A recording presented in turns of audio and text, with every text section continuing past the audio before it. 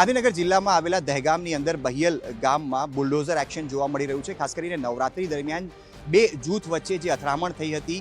આગજનીની ઘટના થઈ હતી, તોડફોડ થઈ હતી, ત્યારબાદ પોલીસ જે પ્રકારે સતત એક્શન મોડમાં જોવા મળી રહી છે તે એક્શન મોડ હવે બુલડોઝર એક્શન સુધી પહોંચી ચૂક્યો છે। આપ દ્રશ્યોમાં પણ જોઈ શકો છો, લગભગ 185થી વધારે જે અવૈધ નિર્માણ કરવામાં આવ્યા હતા તે તમામ બાંધકામ અત્યારે તોડવામાં આવી રહ્યા છે, તેમની ઉપર બુલડોઝર ફેરવવામાં આવી રહ્યું છે। આપણી સાથે ગાંધીનગર જિલ્લાના એસપી રવિ તેજા સાહેબ ઉપસ્થિત છે, તેમનેથી વાત કરીશું। સાહેબ, કયા પ્રકારનું આ એક્શન, કારણ કે એક કડક સંદેશ પણ છે એ અસામાજિક તત્વો સામે જેમણે આગ લગાડી, તોડફોડ કરી અને લોકોમાં એક ડર બેસાડવાનો પ્રયાસ કર્યો? સરકાર बहुत સ્પષ્ટ મેસેજ આપવામાં આવે છે કે કોઈ પણ અસામાજિક તત્વોની કોઈ પણ અસામાજિક કામ સહન ના કરવામાં આવશે અને એની વિરુદ્ધ તમામ તરીકાની કાર્યવાહી કરવામાં આવશે। પહેલાં તો એની વિરુદ્ધ ગુના દાખલ કરવામાં આવેલ છે અને હજુ પણ બેલ નથી મળ્યા અને બેલ ના મળવા માટે પોલીસ પૂરતો પ્રયત્ન કરી રહ્યા છે અને સાથે સાથે આ લોકોની જેટલા પણ ગેરકાયદેસર દબાણો છે આ આઈડેન્ટિફાઈ કરવામાં આવેલ છે અને આજ સવારથી આ ડેમોલિશનની કાર્યવાહી ચાલુ કરવામાં આવેલ છે। બે જૂથ વચ્ચે અથડામણ થઈ હતી, કેટલા લોકોને જે તે સમયે અરેસ્ટ કરવામાં આવ્યા હતા, એ લોકોનું જુલુસ પણ કાઢવામાં આવ્યું હતું અને આ તમામ જે બાંધકામ છે, શું જે અરેસ્ટ કરવામાં આવેલા છે એ લોકોના જ છે?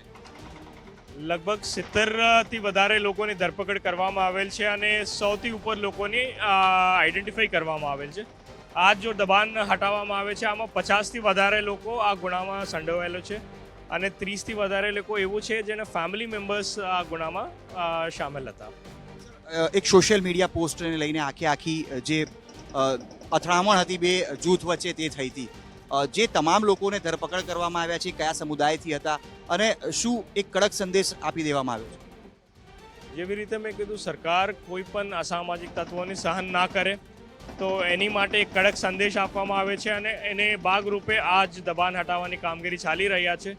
અને સોશિયલ મીડિયા ઉપર જેવી રીતે આપ કીધું કે કોઈ બે જૂથની વચ્ચે અલગ અલગ પોસ્ટની લીધે આ બનાવ બનેલું છે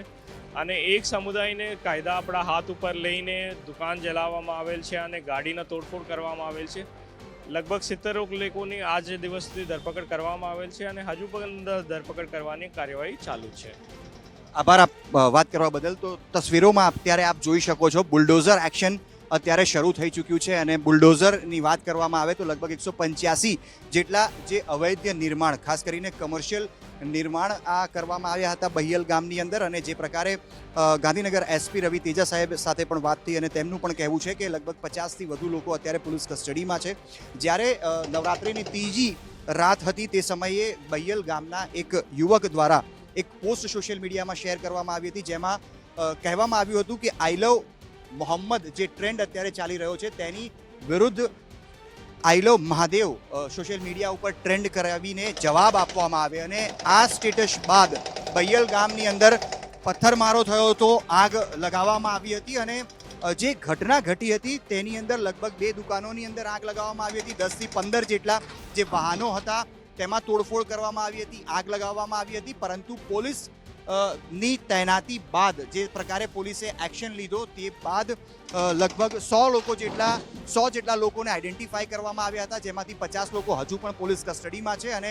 પોલીસે તમામ આરોપીઓનું જુલુસ પણ કાઢ્યું હતું અને એ જુલુસ બાદ અત્યારે પણ જે પોલીસનો એક્શન છે તમામ અસામાજિક તત્વો સામે તે હજુ પણ જોવા મળી રહ્યો છે અને અત્યારે પણ આપ દ્રશ્યોમાં જોઈ શકો છો, જે અવૈધ નિર્માણ કરવામાં આવ્યા હતા તેને અત્યારે તોડવામાં આવી રહ્યા છે, બુલડોઝર તેની ઉપર ચલાવવામાં આવી રહ્યા છે અને લગભગ 185 જેટલા બહિયલ ગામની અંદર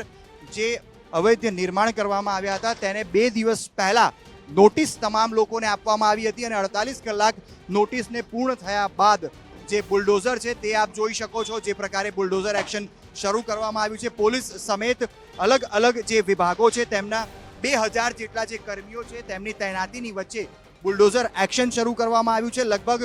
10 વાગ્યા સુધી તમામ જે અવૈધ 185 જેટલા જે કમર્શિયલ બાંધકામ છે તેને તોડી નાખવામાં આવશે અને પોલીસ તરફથી તમામ અસામાજિક તત્વોને એક કડક સંદેશ આપવામાં આવ્યો છે કે કોઈ પણ પ્રકારની જે કાનૂની પ્રક્રિયા છે તે હાથમાં ન લે અને કોઈ પણ પ્રકારનો શાંતિનો માહોલ ડહોળવાનો પ્રયાસ ન કરવામાં આવે। કેમેરા પર્સન જયમીન વ્યાસ સાથે અતુલ તિવારી, ગાંધીનગર, ગુજરાત તક।